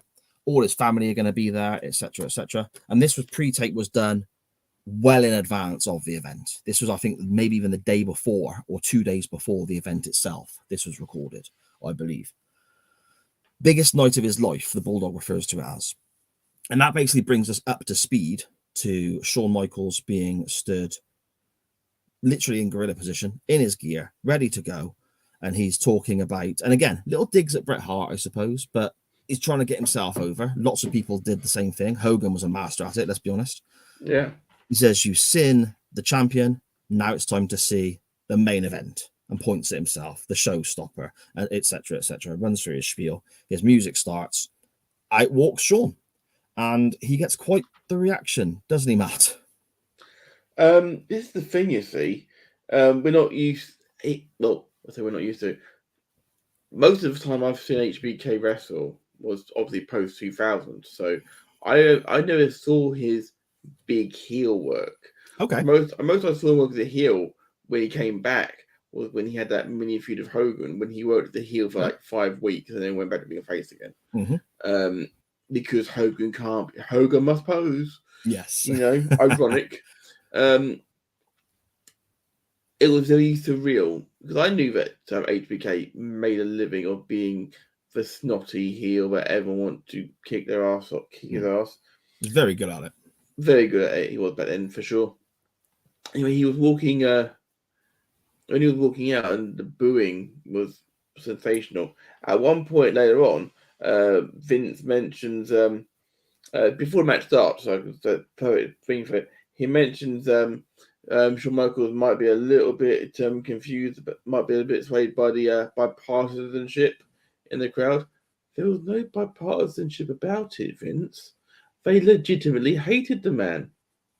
There was a lot of, well, to be fair, there was a lot of people with Shawn Michaels signs as well. That's because they wanted to bet him.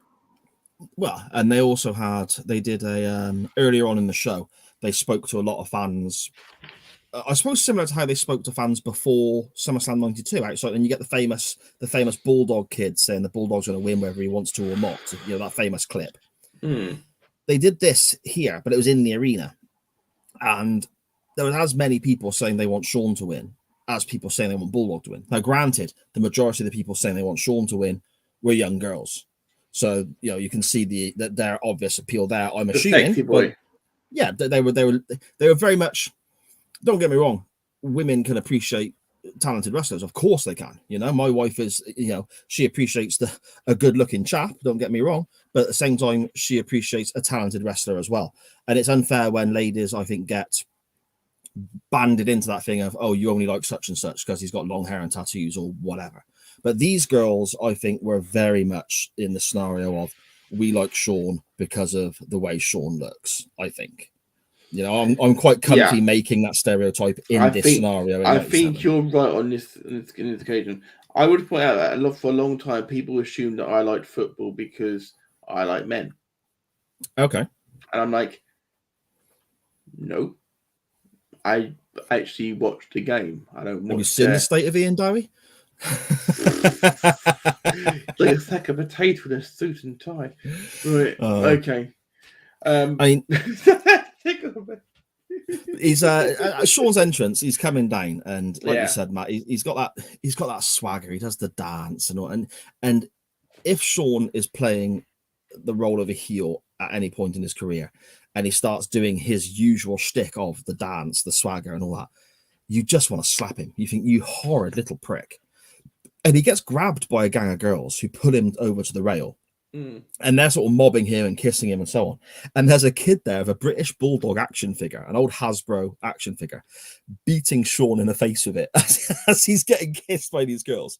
Shawn grabs the figure off him, looks around and drops it in his tights, and then does a little dance with the figure in his tights.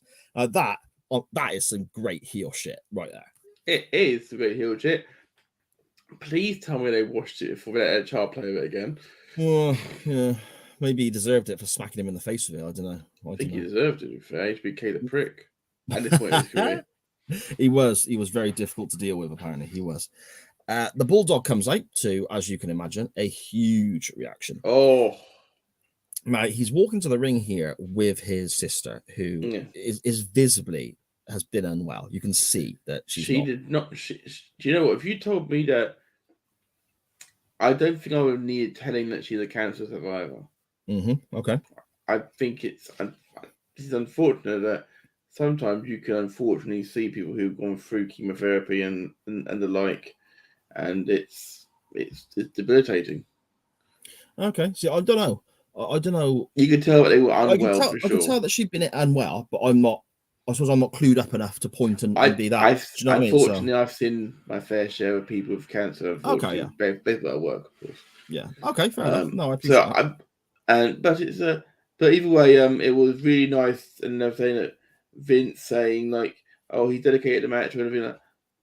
But again, back in my mind, I'm thinking like, "Yeah, you're saying that, Vince, and you've changed the fucking booking." Yeah. Yeah. But again, we'll get to that shortly. Yeah. So in the back of my head, I was like, I actually honestly felt a bit unwell at that point. It I was felt a little bit sick in my stomach. Incredibly uncomfortable. But like I said, when we get to it, I'm gonna play a little bit of devil's advocate there, because it's very easy to point the finger at the villainous Vince McMahon and the evil Shawn Michaels. It's not quite as straightforward as that, but we'll get to that shortly. It's not. We'll get to that, of course. Yeah.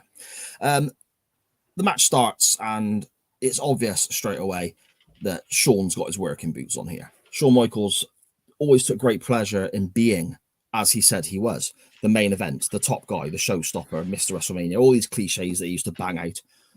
And to be fair, on his day, in certain eras, he was untouchable.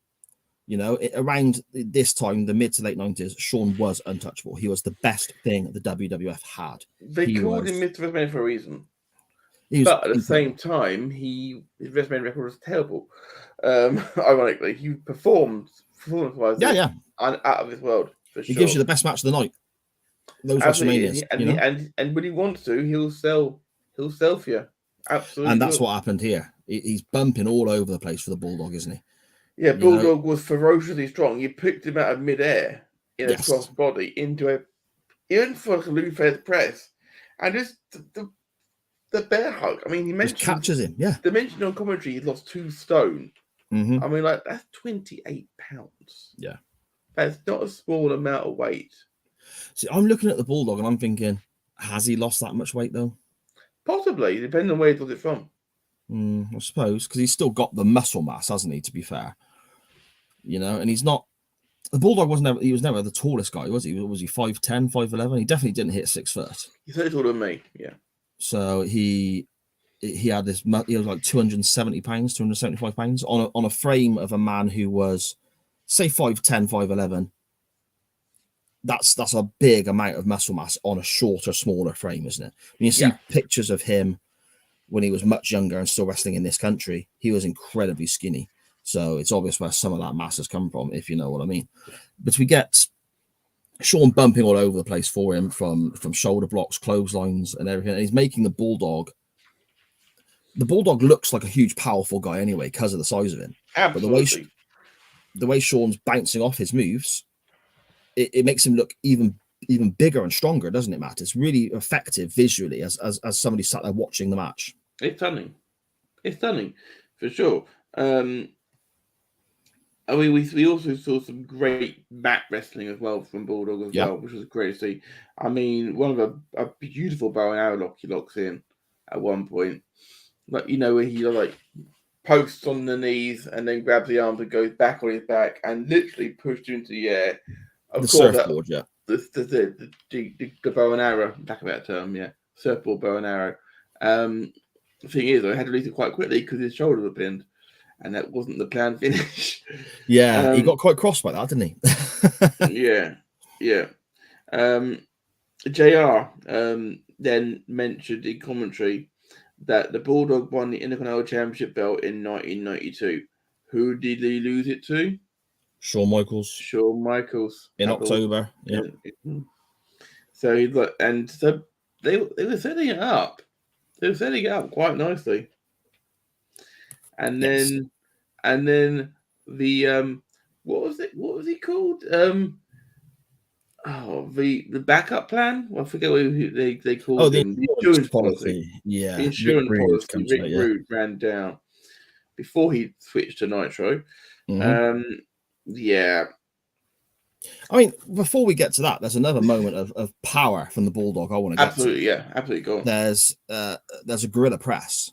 He literally takes Michaels and holds him above his head in the old gorilla press style. But it's not just a gorilla press, stand there, pose for the cameras, away he goes. He walks to the ropes to throw him out the ring.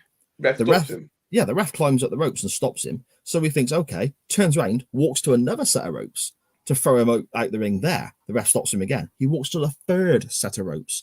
And it's just the power. Because, I mean, again, Michaels, Michaels is what, 220, 230, something like that? 228 pounds it was announced. There you go. And this guy's holding him above his head for a good couple of minutes and then walking, and not just walking around, but walking and stopping. That's incredible power there, Matt, isn't it? Absolutely. Oh, Hebner had no business getting in his way. Well, I suppose. But just incredible power by the Bulldog. I was really impressed by it. Absolutely. You love a Bulldog. Yeah, and I suppose it adds to the story they're trying to tell because the build-up, the comment, you mentioned the commentary yourself, Matt, and you're spot on in that the Bulldog's talking about losing a bit of weight because Sean is the smaller guy and it means he's quicker. But then the commentary are talking about the Bulldog's power and strength, and the story they're effectively telling in the ring backs up what you've been saying and what the commentary have been saying. And it is the speed versus the power. The Bulldog is wrestling in a very, I suppose, power-based strength way, whereas Sean is moving a lot quicker. He's flying around a bit and so on. And it does back up the tail, I suppose, for want of a better term, the tail of the tape, doesn't it? Yeah, absolutely. And then obviously Rick Rude, who was part of DX, which a lot of people forget about. Yes, yeah, very early on, yeah. He was the early member of DX, of course. For him down at ringside, of course, he's, just hovering around, being a nuisance. But then one of the great feats of strength happens again, because Shawn Michaels latches on a short arm scissors, and then Bulldog not only reverses it, but lifts his arm up as he stands up, lifts Shawn Michaels onto his shoulder, and then performs the Queen suplex backwards. Yeah. Beautiful. Two things beautiful. I took from that. One was Michaels himself, because when he got lifted above his head, it could have been easy for Michaels just to prepare himself to take this, because he's quite high up. He's going to take quite a big bump. It'd have been quite easy for Sean just to prepare himself to take that bump and so on. But he's flinging his long hair back and forth as he's looking frantically from side to side at the crowd, scared about where he is. Selling it well. Because literally in the moment adds to it. But also, again, in agreement with you, Matt, the power of the Bulldog with this that's dead weight. That's yeah, still exactly. Dead weight. Yeah, I couldn't think of the term. Yeah, you're spot on. It's dead weight as he's literally hauling Michael's body up above him. Again, but it comes down to Michael's being the smaller guy, quicker guy, using a couple of wrestling moves, and Bulldog going back to his strength and his power. It's a really well told story up to this point, I think. Indeed, and because of what he does there is when Triple H and China wander down. Yes, and this is where it kind of goes a bit sour for me, because up to this point, I've really enjoyed this wrestling match. I've said it numerous times. I've enjoyed the story they're telling, the power and pace aspect of it, the bumping, and all this. I've enjoyed what they're putting forward. When the guys from DX come out, I mean, this is still, I think we're roughly maybe 3 or 4 weeks away from it being called DX. Roughly. From it being mentioned on Raw, the famous scene where they're sat in the room backstage on Raw and they refer to themselves as DX for the first time and so on. Yeah, I think we're a few weeks away from that still. I'm not sure if it's Vince or JR, but everything. How many insurance policies does one guy need? Yes. Yes, because Rude has already, before China and Triple H, Rude's already sort of interfered a bit, hasn't he? He's tripped the Bulldog and given him a bit of a slap and so on. And then Triple H and China come out as well. A closed right hand he gives him. Yeah, fair enough.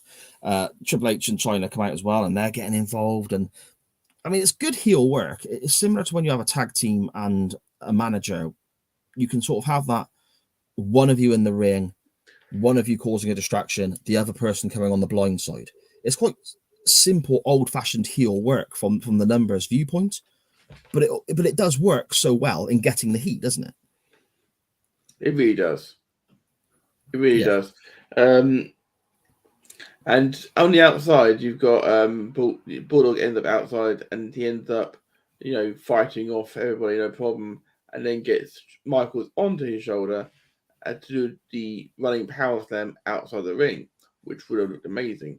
And then something really bizarre. His foot slips on the mat, and he lands between the thing. I'm not sure if that was intentional or if that I don't know. I couldn't tell if it was intentional or not, but he went down like a sack of spuds. Yeah, and you look at it, it's not like, I mean, I suppose for those who haven't seen the match, I mean, I advise people to go back and have a look at this just for the crowd and the performance by Michaels and the Bulldog. I think it's worth checking out. But for those who haven't seen it, to paint a picture, it's not like now where you've got the mat on the floor and then the barricade, and that's where the crowd are. It's kind of like they're almost on a platform a yard or two up, aren't they? Tiny little step potentially, and the crowd barrier is slightly off the step, so you could almost step off where the outside of the ring area is to a slightly lower section, which is kind of what the Bulldog does. Like you said, Matt, he slips and gets his leg by the barrier and whatnot, doesn't he? And that starts he's got a knee brace on anyway. Part of me thinks it was part of the script, part of what they were doing, because Michaels then straight away starts working that knee. But another part of me thinks it looked so convincing that it was an accident. Maybe they called an audible and went with working on the knee. But then the knee's part of the finish. So I don't know. What do you think? It's very possible. Bearing in mind you had Michael deflecting the referee, and you had the three outside interlopers smashing the barrier into his knee. I've got a feeling that may well have been called an audible, but it looks like that was a pre-planned spot for sure. Yeah, so in that Bulldog had the power, obviously, advantage, and even with a friend outside, they needed the advantage of slamming that into him. And then, if you've got that, if that is pre-planned, then how good was it? Because both you and I are sat here going, "Oh, was that an accident? Was it not?" And we're 25 years later, still trying to work that out. Yeah, really well done, really well done. And then, of course, he also gets a pedigree. Yes, he does. He does get a pedigree on the outside. And then the interference kind of escalates a bit more, and we have Sean hitting his top rope elbow drop, which I still think is one of the best looking top rope elbows in the business. It just always looks so good. He hits it twice though, which is unusual. He normally doesn't do that, but he goes back up and hits a second one. He goes to tune up the band to hit Sweet Chin Music, doesn't quite come off. He goes for it again, but then the Bulldog again displays that power and turns it into getting ready to hit the running power slam, his finisher, before Rick Rude distracts the referee and causes more carnage with getting interfered with. It just becomes a bit of a mess then, doesn't it? It's quite chaotic and there's a lot of moving parts, Matt. It is. At this point, the storytelling comes in with the leg brace being taken off as well. Yes, that's right. Yeah, the brace gets he undoes it partially, but can't quite get the end of it undone, can he? So he has to literally just rag it off. Indeed. And then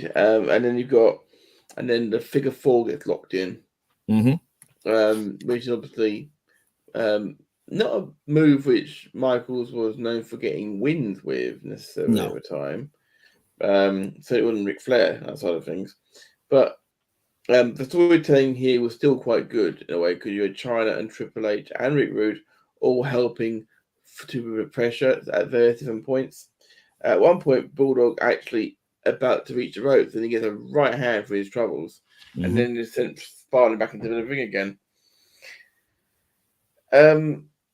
It was very messy. The crowd, though, came alive again here and tried to rally the Bulldog. Then he started banging his elbows on the mat and was trying to rally himself. But it was this is where it started. As you said, this is where it started to the wheels came off for the Bulldog. Yeah, I mean, we're effectively wrapped the finish, aren't we? Because the figure four is on for a long, long time. Triple H and China are pulling on Michael's arms, as you said. A good 3-4 minutes at least. It's a long time, Matt. It's a very, very long time, isn't it? Which makes the Bulldog look strong because he's not submitting. I mean, don't get me wrong, it makes the figure four look like shit, but it's making the Bulldog look very strong because he's not submitting. And we get the old Stone Cold spot with Bret Hart, don't we, where he passes out rather than submits. Indeed. Now, you could have counted him, to be fair, because his shoulders were down for a lot of that. The referee sort of botched that and missed it. He could have given him a 3 count, as we've seen it in the past. But that's the finish. And the crowd go mental. Throwing loads of crap in the ring. The crowd lost their shit. Yeah. Yeah, there's loads of rubbish coming in the ring. And it's all these plastic water bottles and so on. The post promo from Michael, where he goes to Mike and gives the promo, and it to say it was it was hard to listen to in places. Well, he said he called the English crowd limes. Said he sort of winked and waved and said about Diana Hart, didn't he? Because there was a bit of a storyline there where Sean hinted that he'd had, shall we say, some form of relations with Davey's wife. That's very polite. You know, so I mean, obviously that's an old throwback that's been done in wrestling for generations and generations, hasn't it? And yeah, and he waves the knee brace at them at one stage and throws it out to them during the match as well. And she then dives in the ring with it, and then basically puts Shawn Michaels in a headlock with it. Yeah. And then we get a bit of a mess again because Diana Hart's ran in the ring and got involved, and then Owen Hart and Bret Hart come out for the save. And then Sean dances his way down the ring with the rest of DX. And this bit I did love because the heat is already there. They hate this guy. What they've set out to do and get heat on Sean has worked because they hate him. Yeah, absolutely. And he literally doesn't just walk through the curtain and go, yeah, done my job tonight. He turns it up that little bit more. And the last thing you see is him dancing with the belt. And this was quite funny. He's doing his little dance, his little strut. But as bottles are being thrown at him, he's ducking and diving as he's dancing to avoid the bottles, which was quite cocky and clever to me. And then he escapes down the tunnel. And that's effectively the end of the pay-per-view, isn't it? It is. So with regards to the controversy and I suppose the backstage issues, shall we say, we need to address a few things. We need to address a few well-known, I suppose, statements about this night and the booking. But also, I think we need to look at a few things that aren't necessarily well-known that I've come across in my own research. Okay. And Matt, if you want to jump in and sort of talk about the issues with regards to the Bulldog's sister and so on. Yes, well, obviously, Bulldog's sister had recovered from cancer, and she was there supporting her brother, and he did get the match to her, sort of thing. It just felt really weird. It was so weird, wasn't it? And before the match, the little bit for the camera, you can see Michaels speaking to Vince off, and Vince has muted his microphone, and they're talking. And Sean runs over to the bell to the timekeeper and says something there. We don't hear what that is either. And I'm like, oh, Shawn Michaels, you fucking bastard. But then why is that? Why do you feel that about that moment where he's talking to I'm just thinking that they're still deciding about the finish. Right, okay. That they're still deciding how he's going to still have to. I've got a feeling that this may have been still undecided fully before they even left Gorilla. Okay. Now, this is where I'm going to kind of, I suppose. Okay, first of all, everyone knows I'm a big Shawn Michaels fan. However, I want everyone to be fully aware and everyone to show the level of intelligence I hope that people have in knowing that as big a Shawn Michaels fan I am, I also know the guy's a fucking dick, right? I know in this era especially, he was a piece of shit.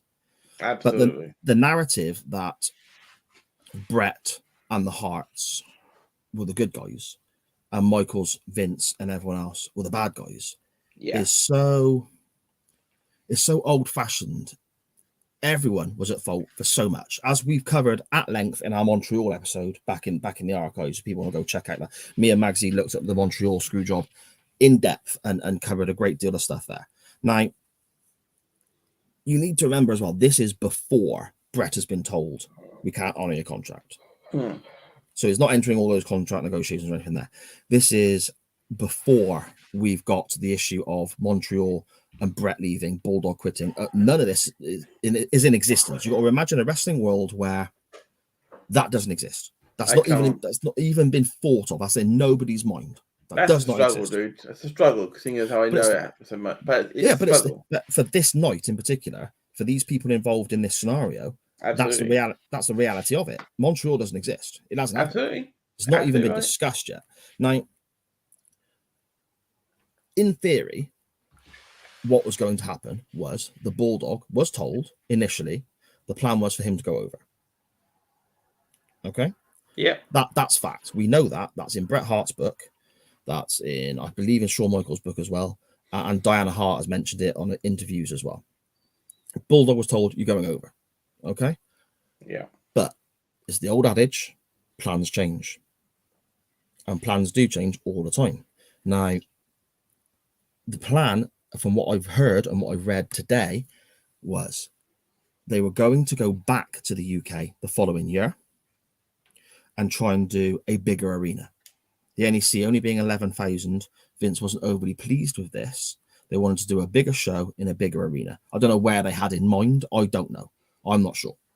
But this is what they're... Is my internet gone? Am I back? Can You're back. Hear me? You're here.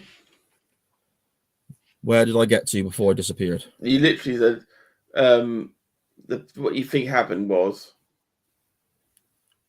Yeah, you're breaking up loads arena. More than You talk about arenas, mate. Can everyone hear me okay? Can everyone hear Matt okay? You're good. Yeah, you're breaking up loads my end, Matt, so I can't hear if I'm okay or not. It's typical of him going at that precise moment. Oh, thanks, Si. You leave me hanging solo, are you? Oh, good moment. Plug your cable back in, buddy. You're good. Let's just jump into chat while we're waiting for Si to come back up. Dan Griffin saying about grabbing a cuppa, snuggle into blankets. It's story time with Matt and Si. Thank you very much for that. Dan Griffin saying straight into saltiness. Absolutely. It's got to be a bit salty with Magsy. Magsy not around. We have Si will be back with momentarily, hopefully. Scottish Danny saying HBK was so unprofessional. He absolutely was. He 100% was. It's not a problem about that. Dan was saying about Devil's Africa. Yeah, absolutely. You play Devil's Africa by all means. I'm here. It's fine. And also Virgin Media shaking fist with this guy. Sharon in the chat is saying that spinning is mesmerizing. Yeah, absolutely. So put another few quid in the meter. Absolutely. There's not much chat, dude. We shut up to this point. It's a rare thing when people can shut up on that side of things. While we're waiting for Si to quickly get back on, should only be a few moments, hopefully. I'm just going to quickly. It is perfect timing. He has now rejoined us. I'm going to bring him back into the stream. Here he comes. How are you, sir? Yeah? There you are. Nope, you press it. You press it. There you go. There we go. Apologies to everybody. That was fucking annoying. I don't know what the hell's going on with that shit. It does my fucking head in. Apparently one of the coal-fired laptops in existence, apparently. No, see, that's the thing. My laptop's fine. I don't know why this happens every now and again. It just clicks off, and it does my freaking head in. It does my head in. It never happens to any other fucker in my house. Absolutely. You were talking about arenas, sir, about the size of the arenas. Yeah. There were plans to come back the following year. There were plans to come back the following year and work in a bigger arena. Nothing had been booked, confirmed, etc., but that was the plan. And the Bulldog was going to headline that event. Now, there was also the plan for Michaels and Sean to go to WrestleMania for the world title again. That was again on the books. I think it was the day of the show. They sat down to talk about this contest. Sean said, "Why don't we have me go over? Think of the heat it will draw." You know, and they spoke about various scenarios about how it would happen and so on. The Bulldog agreed to this, said yes, because the idea was they were going to have the comeback match the following year in a bigger arena where Bulldog will get his win back and win the European Championship back, or win a championship back, or just beat whatever, after having overcome the adversary of what happened here. Now, again, that's an old adage in wrestling. You lose the first one, you win the second one, and so on. Of course it is. That was apparently in the plans. That was penciled in to happen. Again, nothing confirmed, nothing was good for concrete, but that was what was discussed. The Bulldog agreed to this, thinking of the bigger payday, the bigger reaction from the crowd, and so on. Absolutely. You would, wouldn't you? You would, wouldn't you? Of course you would. Now, the issue you've got is Montreal happened. Mm-hmm. And by then, the Bulldog quit. So the big comeback match scheduled for whatever it was didn't happen. Now, I can understand how people can look at it and go, well, Michaels politicked his way to a win. And yes, of course he did. He sat down and said, "Put me over. I don't lie down for anyone." You know, of course he did. And he's a dickhead, and that's what he did. That was his behavior. However, the Bulldog did agree to this finish. The finish was done in a way, or so I've read and listened to other people talk about it. The finish was done in a way to make the Bulldog look strong for a rematch and get more heat on Sean for a rematch, and have Sean, I suppose, going on to face Brett at some stage, and so on and so forth. The issue that I have with the whole situation with his sister, Bulldog had been telling all the national press he's dedicating this match to his sister. He was told to stop doing that. He was told, don't do that because things may change. Brett told him, don't do that. But the Bulldog carried on telling the national media, in the UK, he was going to win for his sister, the newspapers and so on. The promo with JR was shot days in advance. Now, I'm of the belief that if they've changed the booking, they shouldn't have aired that promo. I agree. That's a screw up on their part completely. He's then then dedicated doing the commentary about it. Yeah, exactly. Now, Brett has an issue in his book. He says that the finish was concocted in such a way to make Brett himself and Owen look weak. There's a quote in his book. There's no mention of the Bulldog. He says it's done in a way to make them look stupid because they run in so late. However, you look at the order of the match and how the finish went. DX continuing to beat the Bulldog up brought in Diana Hart first, which played into the storyline thing he had with Michaels and Diana Hart and so on. Then the Harts came out, and Brett's gripe again. Brett's gripe was not about anything to do with the Bulldog. Brett's gripe was Owen and I were made to look foolish for not coming and making the save sooner. It's not a great situation. It's not a great environment to be working in. There's a lot of people at fault, but this whole adage of Vince is the bad guy, Sean is the bad guy, and the Hart family are, the good guys, so to speak, and it being that clear cut is not accurate in any way, shape, or form. Yeah, I mean, yes, Sean politicked his way to a win, of course. However, the Bulldog agreed to it. The Bulldog went along with it. The Bulldog shouldn't have been telling people, I'm dedicating this match to my sister. Yeah. To be fair, if it's the case, he's still wrestled a great match and told a great story. Yeah. In that case, then dedicating that performance to her is not a bad thing. Yeah, exactly. It's messy though. Yeah, I mean, I'll quote from the book here. I've got it right in front of me. Michaels said to the creative team, and this is again from Shawn Michaels' book, Heartbreak and Triumph, if you want to get me some heat, have me screw him over the title in his hometown. The booking team loved the idea. Davey Boy was so over in England and he never lost there. Screwing him out of the title in front of his hometown fans was a great business decision because it would generate a ton of heat for the return match that we were planning. Davey never once expressed to us he was upset with our plans. He wasn't the kind of guy who would ever say that to your face, but he would do it behind your back. He wasn't mean, but that was just the way he was brought up in the business. You bury guys behind their back. And it's my understanding that Brett really got to him and wound him up about losing in his hometown. For Brett, the important thing was not about what was right for business, but about looking like the good guy in the eyes of the wrestling industry. Now, I think that says a lot because there is a great deal of Brett making himself look like the good guy in these scenarios and Sean always coming out the villain. I'm going to throw back to our Montreal episode and say there is no good guy in these scenarios. Everyone is in the wrong and everything can be handled one hell of a lot better. Yeah, absolutely. You know, for sure. It's not the moment you start bringing in cancer survivors and little sisters and so on. I think it's easy to get that emotion clouds what you actually get breaking down to. And it's a wrestling business. Davey Boys ran his mouth in the media and said things he shouldn't have to family members, promising them a win, which wasn't guaranteed. Plans change all the time. That's the way it is, you know?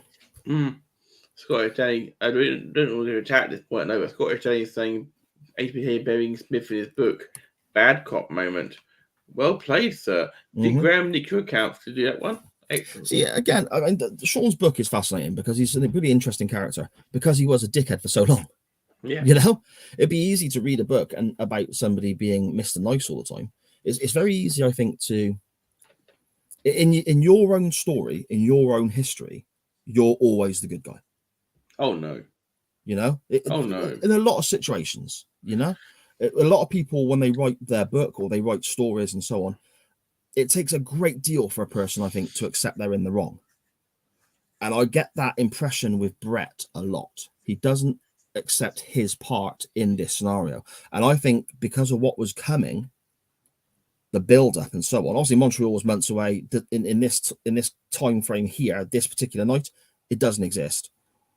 But other things have happened in the build-up to this. There's the whole thing about Brett and Undertaker not being on the poster and all that sort of stuff.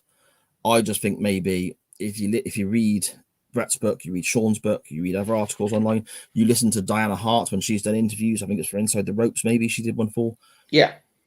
She says that a lot of people were very vocal around the Bulldog and the Hart family about him losing in his hometown.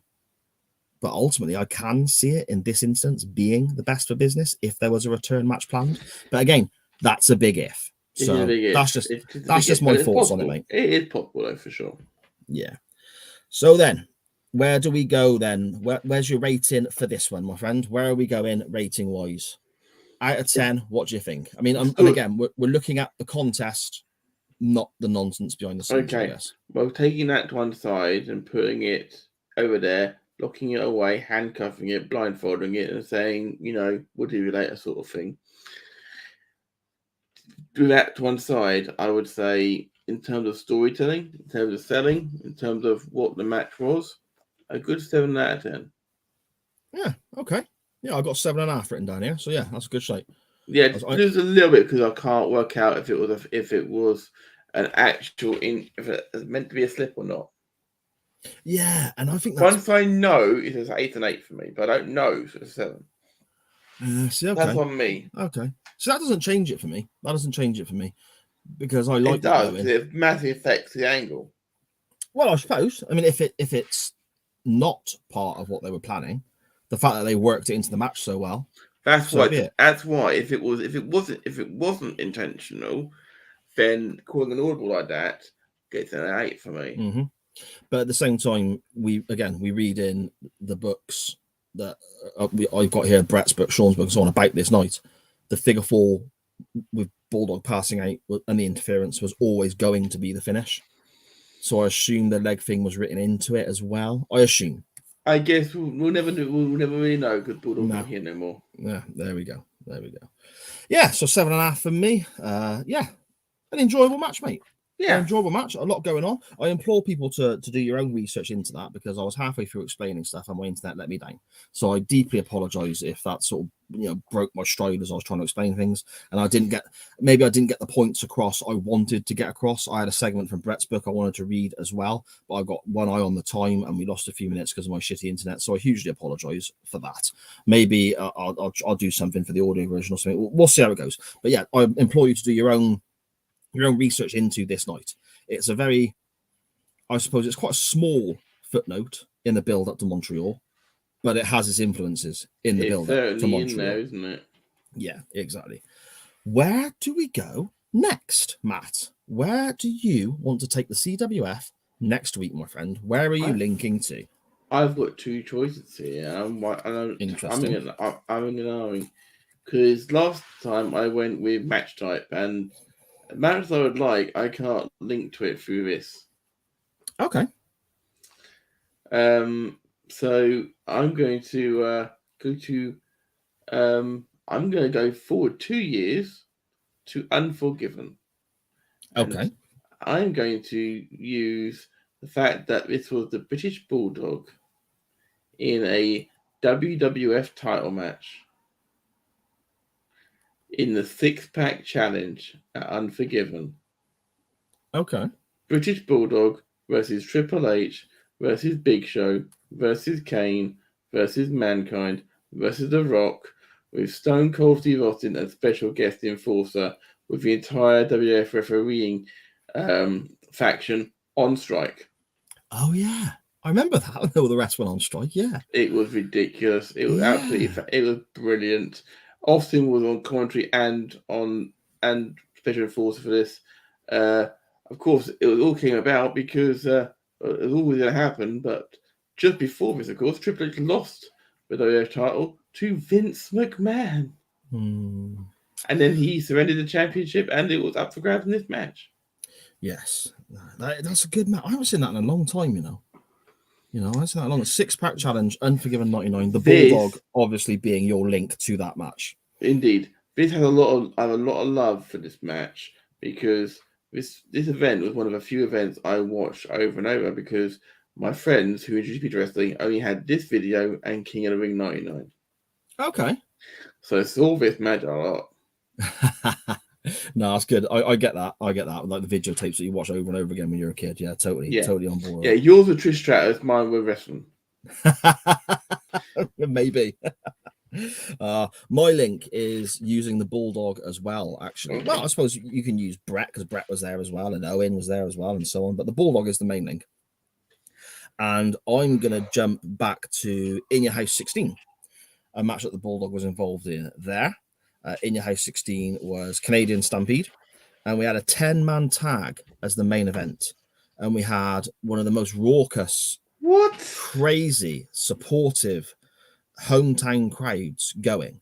We have the Hart Foundation of Bret Hart, Brian Pillman, British Bulldog, Jim Neidhart, and Owen Hart, and they face the team of Ken Shamrock, Goldust, Legion of Doom, and Stone Cold Steve Austin, and it was insane. And the whole Hart family at ringside and so on. The main event of In Your House 16, Canadian Stampede, an incredibly passionate Canadian crowd roaring the Hart Foundation. When the Hart Foundation were heels in America, mind, super over baby faces in Canada. Against a team, I suppose, effectively captained by Steve Austin, who's fast becoming the Stone Cold character we went on to love. But yeah, there we go. That's my selection. So those are your options for next week. The poll will be up on Twitter sometime after the audio version comes out on Wednesday. So you'll have, I suppose, two multi-man matches, I suppose, Matt. You have the 6-pack challenge from Unforgiven 99 for the WWF title. Just run through the competitors one more time for me, Matt. The competitors were Triple H, The Rock, The Big Show, Kane, the British Bulldog, and Mankind. There we go. A great array of talent there. Or we have the 10-man tag main event from In Your House 16, Canadian Stampede. The Hart Foundation of Bret Hart, Brian Pillman, British Bulldog, Jim Neidhart, and Owen Hart facing Ken Shamrock, Goldust, the Legion of Doom, and Stone Cold Steve Austin, and one of the wildest crowds I've ever seen on television. But yeah, those are your two choices. Matt, do you want to let everybody know whereabouts they can find you online and all the shows you're involved in, my friend? Well, you can find me just here at Mattack UK. You can find me on VGM with a plethora of material there. You can find me here doing Watch Long Radio Tekkers and occasionally subbing for people when I'm needed. Usually, like always listening to Doctor Who pod, of course, which we'll get to in a moment, I'm sure. But also, of course, don't forget to follow Radio Tekkers directly. Like, share, subscribe here, of course, because we are so close to hitting the 100 subscribers thing. We get our own personal YouTube URL that you can get to see Radio Tekkers stuff like Chain Wrestling so much faster. There we go. There we go. That is very true. Very true. At Radio Tekkers. Subscribe on the Twitter, subscribe on the YouTube, follow all the social medias, get involved there. Brilliant stuff. And I think you broke up a little touch my end, Matt. So Matt's Twitter is at the Matt Attack UK. Chuck him a follow there. All the links to his shows are shared there as well, Matt, aren't they?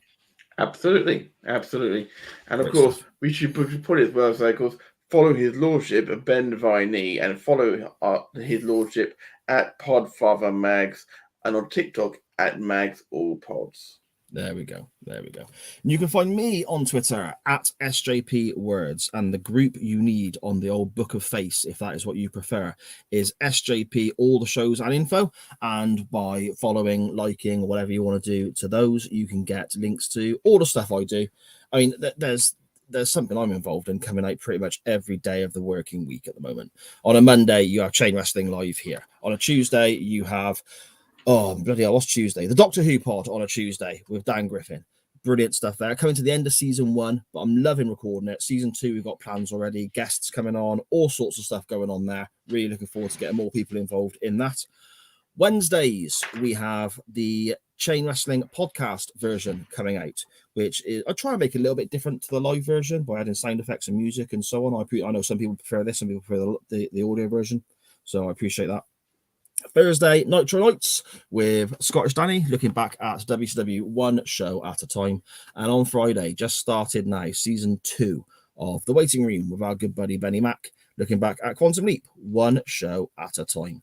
At SJP Words on Twitter and SJP All the Shows and Info on Facebook. You can get info on all of that stuff there. But most importantly, you can follow this show at Chain_Wrestling on Twitter, Facebook, Instagram, and that TikTok thingamy. There we go. After internet frustrations, another show in the bag, Matt. Thank you so much for stepping in again this evening. I have hugely enjoyed your company. Pleasure, as always, is always yours. And I guess I'm off now to watch the Montreal Screwjob again and scream at my TV, Brett screwed Brett, because we know that's the truth. I'll see you all again next week. Cheers, Matt. We're out of here. Alonzi.